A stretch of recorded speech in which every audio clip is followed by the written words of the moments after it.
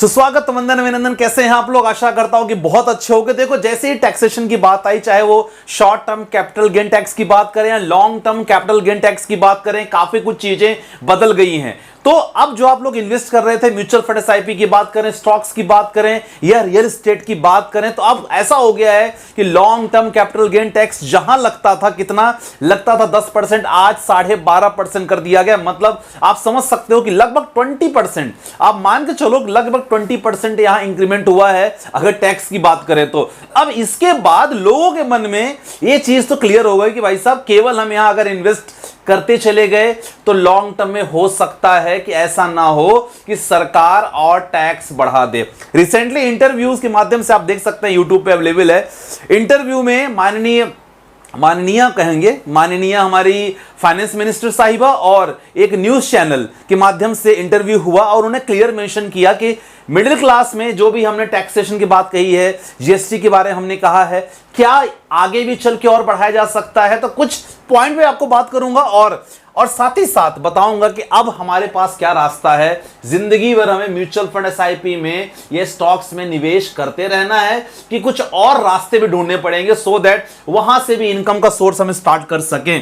पहला क्वेश्चन उनसे पूछा गया कि madam ji, GST, one nation one tax को लेके आपने हमेशा आप चर्चा करते रहते हो, सरकार चर्चाएं करती है, और आपने पेट्रोल डीजल के बारे में क्या इंक्लूड करके रखा है, क्या प्लान कर रखा है? क्योंकि अगर पेट्रोल और डीजल में जीएसटी लागू होता है तो सर, ईवी मार्केट के लिए खतरे की घंटी चालू हो जाएगी। और सरकार, दुख के साथ कहना पड़ रहा है कि सरकार लगी हुई है कि अगर पेट्रोल और डीजल में सर यहां पास जीएसटी इंक्लूड करने का, लेकिन एक प्रॉब्लम हो रही है, क्योंकि जीएसटी में इनको बेसिकली इशू हो सकता है स्टेट गवर्नमेंट की तरफ से। क्योंकि जीएसटी जब आप देखोगे ना, तो सेंट्रल गवर्नमेंट और स्टेट गवर्नमेंट दोनों का मिला के होता है, लेकिन जाता है सीधे किसी जगह सेंट्रल गवर्नमेंट को। लेकिन अब स्टेट गवर्नमेंट जब तक इनको फाइनल अप्रूवल नहीं मिलेगा, तब तक ये जीएसटी कंप्लीट नहीं एप्लीकेबल होगी पेट्रोल और डीजल में। तो ये चीज बहुत ही क्लियर है, आने वाले हो सकता है। हालांकि इन चीजों को लेकर लगातार बात चल रही है, अब आने वाला समय क्या बताएगा वो अलग है, लेकिन अगर ऐसा हुआ तो सर ईवी सेक्टर में एक मुश्किल सी चीजें आ जाएंगी। पहली बात तो ये उनसे क्वेश्चन पूछा गया, उन्होंने जवाब दिया कि ये बिल्कुल हो सकता है, हम लोग लगे हुए हैं, और अगर स्टेट गवर्नमेंट मानती है तो हम लोग इसको एप्लीकेबल करने वाले हैं। ये पहली बात। दूसरी बात पूछा गया कि सर देखो, क्या है ऑप्शन ट्रेडिंग में मिडिल क्लास आज स्टार्ट कर रही है ऑप्शन ट्रेडिंग, कुछ न कुछ डेली अर्निंग्स लोग कर रहे हैं, सीखने की कोशिश कर रहे हैं, तो आपने एसटीटी चार्जेस बढ़ाया, जिसके कारण ऐसा हो गया है कि आज अगर अर्निंग आप 10,000 करते हो तो कम से कम उसमें से 1,000-2,000 तो मुझे लगता है कि सीधे एसटीटी चार्जेस में लग जाता है। आप पूरा इंक्लूड करोगे तो जो लोग ऑप्शन ट्रेडिंग में कर रहे हैं उनको पता होगा, तो एसटीटी चार्जेस आपने बढ़ा दिया। तो क्या ये मिडिल क्लास, आप नहीं चाहते कि मिडिल क्लास भी आगे बढ़े? ऐसा क्वेश्चन पूछा गया। अब इस पे फाइनेंस मिनिस्टर का क्या कहना था कि देखो यार, हमारा केवल टारगेट मिडिल क्लास नहीं है और हम तो एप्लीकेबल हर जगह करना चाह रहे हैं, क्योंकि ऑप्शन ट्रेडिंग की बात करें या स्टॉक्स की बात करें, आज भी लोग बहुत ज्यादा लॉस में हैं। अगर ऑप्शन ट्रेडिंग की बात करें तो 10 में से 9 लॉस पे हैं, और अगर हम स्टेट मार्केट की बात करें, स्टॉक मार्केट की बात करें, तो स्टॉक मार्केट में भी मैक्सिमम लोग आज लॉस में हैं। तो ये दोनों का क्वेश्चन हुआ। देखो, ये क्वेश्चन और लगातार उनका आंसर समझने जाना, लेकिन इंपॉर्टेंट आप ये चीज समझो कि अगर आप 5,000 के एसआईपी कर रहे हो, क्योंकि long term capital gain tax और short term capital gain tax दोनों को बढ़ा दिया गया है, दोनों में चेंजेस आए हैं। तो अगर आप 5,000 रुपए के एसआईपी कर रहे हो, आपके लिए थोड़ा समझना जरूरी है। आप समझ लो, बहुत आइडिया अच्छा रहेगा, क्योंकि काफी लोग को डाउट होता है। देखो, short term capital gain tax पहले हुआ करता था 15%, मतलब एक साल के अंदर आपको जो गेन हुआ, अगर उस गेन में अगर एक साल के अंदर आपने म्यूचुअल फंड या स्टॉक्स कुछ भी आपने ऐसा बेचा, सिंपल स्विचिंग का भी होगा, ध्यान रखना, अगर स्विच करोगे लेकिन सेम एमसी में कोई प्रॉब्लम नहीं, लेकिन अगर डिफरेंट एमसी में करोगे तब प्रॉब्लम होगी। आप अगर एक साल के अंदर कर रहे हो और आपको अगर प्रॉफिट हो रहा है एक साल के अंदर, तो सर उस प्रॉफिट का 20% आपको देना पड़ेगा। ये तो है, ये तो हो चुका है। पहले कितना था? 15%। दूसरी बात, long term capital gain tax की बात करें, पहले 10% हुआ करता था। 10% मतलब आपका जो गेन हो रहा है उसमें सरकार कहती थी कि भाई साहब 1 लाख छूट हम देंगे, बाकी का 10%। अभी क्या कर रही है मैं आपको बताता हूं, अभी 12.5% कर दिया गया है। अब 12.5 के साथ साथ यहां लिवरेज बढ़ा के, पहले 1 लाख हुआ करता था, अभी 1.25 लाख हो गया। मतलब आपका जो प्रॉफिट होगा, गेन जो आपका गेन होगा वो गेन माइनस जो आपका गेन होगा वो माइनस करेंगे 1.25 लाख से। कैलकुलेशन समझा देता हूं, कोई दिक्कत नहीं है। अगर आप एग्जांपल लेते हो 5000 एसआईपी 20 सालों के लिए 15% का रिटर्न एज्यूम करके चलते हैं। अब देखो क्या हुआ, अभी के अकॉर्डिंग 12 लाख आप अगर आप 5000 के एसआईपी करते हो 20 सालों के लिए 15% आरओआई लिया है, तो आप 12 लाख रुपए जमा करते हो, आपकी टोटल वैल्यू हो रही है 75 लाख रुपए। अब उसमें से जो गेन है ना सर वो आपका है 63 लाख। तो जैसा अब नया रूल आया है, जिन्होंने टैक्स को लेके थोड़ा सा जो रिबेट यहां दिया है थोड़ा, तो 63 लाख माइनस 1.25 लाख लगभग हो रहा है 61 लाख। 61 लाख का 12.5% आप निकालोगे तो लगभग कितना हो जाएगा, लगभग हो जाएगा 7,71,875 रुपए अभी के हिसाब से। देखो ये लॉन्ग टर्म की बात करें, अगर हम पहले की बात करें जब हमारा टैक्स अप्लीकेबल 12.5% नहीं था, केवल 10% था, तो आप देखोगे 63 हमारा गेन हो रहा है सेम, 63 माइनस 1 लाख 62 हुआ, 62 का 10% 6,20,000। अब बोलोगे दोनों में अगर ये टैक्स अप्लीकेबल नहीं होता, ना लगता, तो सोचो हमें कितना फायदा होता। पता है हमें कितना फायदा होता? कम से कम 1.5 लाख का फायदा होता हमें, सोचो। अब केवल इस टैक्स के इम्प्लीकेबल वजह से 1.5 लाख का समझ लो नुकसान हो रहा है। तो काफी लोग के मन में आ गया सर म्यूचुअल फंड नहीं करना, म्यूचुअल फंड कम करना। कुछ लोग कह रहे हैं कि म्यूचुअल फंड करूंगा मैं, क्योंकि क्या करें, ऑप्शन नहीं है यार। एफडी 6-7% दे रहा है, आईडी 6-7% दे रहा है, बाकी हर जगह मार्केट वॉलेटाइल है, तो क्या करें, ऑप्शन नहीं बचता। गोल्ड में भी हमने देख लिया क्या हो रहा है, खासकर बात करें अगर सोवरेन गोल्ड की बात करें तो हमने देख लिया उसमें क्या हो रहा है। अब हमारे पास ऑप्शन क्या बचता है, तो डेफिनेटली कुछ ऑप्शंस के लिए मैं लगातार बोलूंगा कि ऑप्शन क्या रहेगा, इसके लिए हम बात करेंगे। तो अब ऑप्शन क्या बचता है हमारे पास, इन्वेस्टर क्या करें?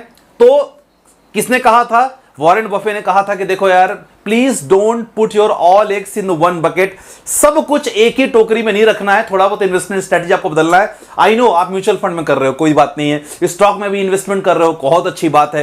हो सकता है काफी लोग इंट्राडे स्विंग में भी एंट्री कर रहे होंगे, लगातार कर रहे हैं, लेकिन यहां हमें एक सफल निवेशक बनने के लिए मैं आपको यही कहूंगा कि आपको शुरुआत थोड़े थोड़े अलग अलग सेक्टर में भी करनी होगी। ऑल्दो म्यूचुअल फंड में कोई बात नहीं, म्यूचुअल फंड में आपने 30% इन्वेस्टमेंट किया है, ठीक है, हो सकता है कि आपने स्टॉक मार्केट में 20% इन्वेस्टमेंट किया है, तो 50% ऑलरेडी आप इन्वेस्ट कर रहे हो सकता है कि 20% एफडी वगैरह में भी आपने डाल दिया हो, कोई बात नहीं, पीपीएफ में डाला हो, सबका अलग अलग है। अब कुछ यहां इन्वेस्टमेंट स्ट्रेटजी में आपको बताना होगा, बहुत डिटेल में नहीं बताऊंगा, अगर आप बोलोगे तो मैं इसमें से किसी एक में डिटेल में आ जाएंगे ऑलरेडी। अब पहला है सर डिजिटल और फिजिकल गोल्ड की बात करेंगे।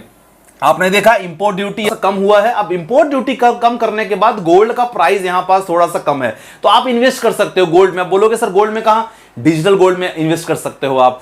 डिजिटल गोल्ड की बात करें, फिजिकल गोल्ड की बात करें, दोनों जगह इन्वेस्ट कर सकते हो। फिजिकल गोल्ड में बोलोगे सर सेफ्टी, कोई बात नहीं, लॉकर सिस्टम फैसिलिटी है, वो कर सकते हो आप। फिजिकल गोल्ड में आप चाहो तो मेकिंग चार्जेस से बचने के लिए आप चाहो तो ब्रिक यूज ले सकते हो, राइट, ईंटा मतलब छोटा। तो जब भी आपको लगेगा कि कैश की जरूरत है तो आप जाओगे और आप तुरंत जो भी आपका दुकानदार वगैरह होगा उसको आप दोगे, पूरा कैश आपको मिल जाता है, ठीक है। तो ये चीजें हैं, ये फायदा होता है कि अगर आप डिजिटल और फिजिकल गोल्ड में इन्वेस्ट कर रहे हो, तो ये बहुत बहुत प्रचलन में चालू हो गया जब से गोल्ड का प्राइस थोड़ा सा कम कर दिया गया, इंपोर्ट ड्यूटी कम हुई है, तो लोग इन्वेस्ट करना चालू कर दिए। एक चीज मैं क्लियर आपको बोलना चाहूंगा, स्टॉक मार्केट में जब भी गिरावट होती है, ध्यान रखना, जब भी गिरावट होती है हमेशा वहां गोल्ड का प्राइस सीजन बदलता है। इसीलिए आप अगर सोच रहे हो कि यार बहुत ज्यादा महंगाई आ गई है, तो वहां आपका गोल्ड ही आपको बहुत हेल्प करेगा, तो थोड़ा बहुत निवेश आप गोल्ड में भी निवेश कर सकते हो। दूसरा है सर रियल एस्टेट। अब बोलोगे सर आपने किया है, बिल्कुल मैंने किया है, मैंने यहां भी किया है, मैंने यहां भी किया है। तो रियल एस्टेट भी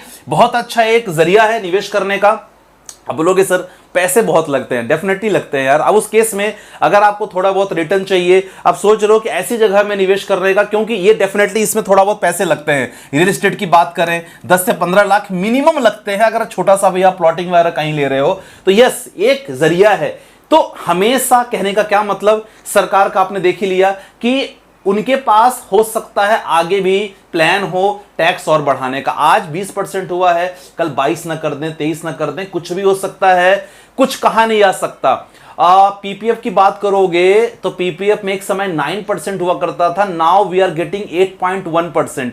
तो ये एक चिंता की बात है। तो धीरे धीरे अब ये पीपीएफ गवर्नमेंट स्कीम है, आपको पता है। अब गवर्नमेंट स्कीम में उन्होंने खुद कम कर दिया है, तो आने वाले समय में कहां कम हो जाए कुछ कहा नहीं जा सकता। इसीलिए मैं तो यही कहूंगा कि हमेशा एक अल्टरनेटिव प्लान लेके हमेशा चलना चाहिए आपको। आज अगर आप स्टॉक्स में, म्यूचुअल फंड कहीं भी इन्वेस्ट कर रहे हो तो ट्राई करो सर, डिजिटल फिजिकल गोल्ड ले सकते हो, रियल एस्टेट में निवेश कर सकते हो, रेंटल इनकम, यहां से आप रेंटल इनकम काफी कर सकते हो यार, है ना, कि आपने घर बनवा दिया या जमीन खरीद ली, वहां से रेंटल इनकम चालू हो जाती है ना, खासकर ऐसी जगह पे जहां कॉलेजेस वगैरह हो तो वहां आप कर सकते हो। तीसरा है लगातार क्रिप्टो करेंसी पे हम बात कर रहे हैं, नेक्स्ट वीडियो बहुत जल्दी आ जाएगी, तो इस पे मैं आपको दिखाऊंगा। वैसे भी ट्रेडिंग करके बीच में बजटिंग को लेके हम उसको कवर नहीं कर पाए, तो क्रिप्टो करेंसी में काफी लोग निवेश कर रहे हैं। चौथा है सर, इंटरनेशनल स्टॉक्स में भी अब लोग निवेश करना चालू कर दिए, खासकर नेस्डेक की बात करें तो नेस्डेक में हो सकता है आप इसमें IND money, you can use IND money applications, तो आईएनडी मनी में आप गूगल, टेस्ला इस सब में निवेश कर सकते हो। इसका टैक्सेशन वगैरह बहुत बहुत माइनर है, जो स्टॉक मार्केट अगर आप इंडिया में कंपेयर करोगे तो बहुत बहुत कम है। तो ये सारे चीजें हैं। अगर इसके अलावा भी आपको लगता है कुछ चीजें जो मिस हो गई हो तो प्लीज कमेंट सेक्शन में मेंशन करना। और यस, दोबारा कहूंगा, सरकार कुछ भी बदल सकती है, आने वाले समय में कुछ भी हो सकता है। हमेशा रेडी रहो खुद को अलग अलग इन्वेस्टमेंट स्ट्रेटजी में, सो दैट आपकी जो इनकम हर जगह से थोड़ा थोड़ा आते रहे यार। सो आज की वीडियो में बस इतना ही। कोशिश करता हूं कि शायद ये चीज आपके लिए बिल्कुल समझ में आया होगा। अगर समझ में आया होगा तो प्लीज वीडियो को दिल से लाइक कर देना, चैनल पर नया सब्सक्राइब जरूर कर लेना। बाकी मिलते हैं नेक्स्ट वीडियो के साथ। बाय बाय, टेक केयर, जय।